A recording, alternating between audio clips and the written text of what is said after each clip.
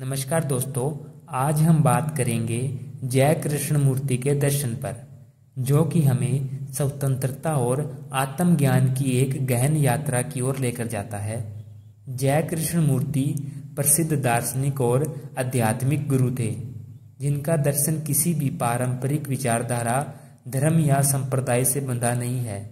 उनका मूल संदेश व्यक्ति को सभी प्रकार के बाहरी और आंतरिक प्रभावों से मुक्त करना है और खुद के भीतर सत्य की खोज करने के लिए प्रेरित करना है।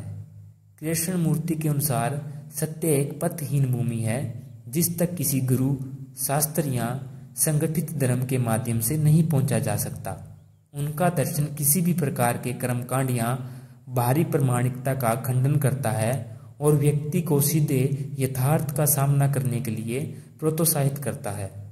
कृष्णमूर्ति के विचारों ने दुनिया भर के बुद्धिजीवियों, विचारकों और आम लोगों को गहराई से प्रभावित किया है। जय कृष्णमूर्ति के प्रमुख दार्शनिक सिद्धांत: पहला, आत्मज्ञान और खुद की समझ। कृष्णमूर्ति के दर्शन का केंद्र बिंदु आत्मज्ञान है। उनका मानना था कि व्यक्ति के जीवन का वास्तविक स्वरूप यह जानना है कि मैं कौन हूँ। यह समझ किसी किताब या गुरु से नहीं, बल्कि बाहरी और आंतरिक जगत में होने वाली घटना के प्रति जागरूक होने से आती है। उनके अनुसार जिसे लोग आमतौर पर आत्मा कहते हैं, वह वास्तव में उनका अहंकार होता है। यह मैं या खुद विचारों, स्मृतियों और अनुभवों का एक संग्रह मात्र है। दूसरा, स्वतंत्रता यानी कि फ्रीडम। कृष्णमूर्ति के लिए स्वतंत्रता का अर्थ है किसी चीज से मुक्ति नहीं, जैसे गुस्से या डर से मुक्ति नहीं।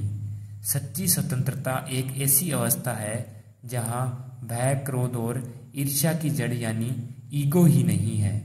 यह किसी परिणाम या पलायन के लिए नहीं, बल्कि प्रेम से प्रेरित होकर कार्य करना है। इसके लिए हमें अपनी सभी मान्यताओं, परंपराओं और अतीत के अनुभवों से यानी ज्ञात से मुक्ति पाना होगा। तीसरा, विचार और मन की प्रकृति। कृष्णमूर्ति समझाते हैं कि विचार हमारे अतीत के अनुभवों और स्मृतियों से उत्पन्न होते हैं। वह एक क्रांतिकारी अवधारणा प्रस्तुत करते हैं, विचारक ही विचार है। इसका अर्थ है कि विचार करने वाला जो विचारक है और विचार अलग अलग नहीं है, बल्कि विचार ही विचारक को जन्म देते हैं ताकि वह भ्रम पैदा कर सके। हमारा मन इन्हीं विचारों और स्मृतियों का एक जाल है। चौथा, ध्यान, मेडिटेशन। कृष्णमूर्ति के अनुसार ध्यान कोई विधि या अभ्यास नहीं है जिसे सीखा जा सके।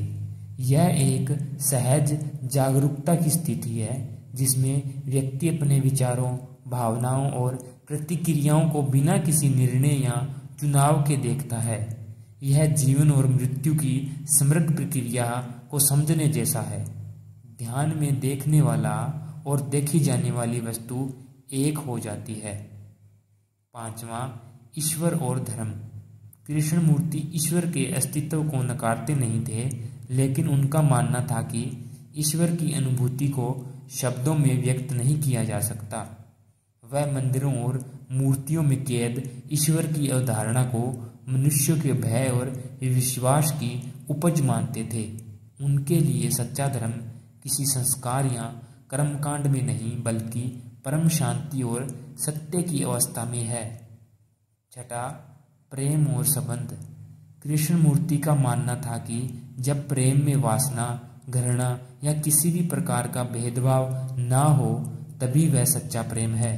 वह कहते हैं कि जहाँ लगाव है वहाँ डर होता है, और जहाँ डर है वहाँ स्वतंत्रता और सच्चा प्रेम नहीं हो सकता।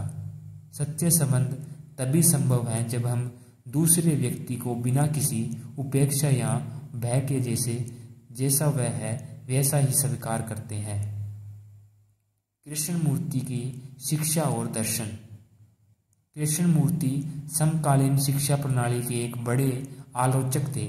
उनका मानना था कि वर्तमान शिक्षा केवल तकनीकी ज्ञान और आजीविका कमाने पर केंद्रित है, जो छात्रों में प्रतिस्पर्धा और भय पैदा करती है।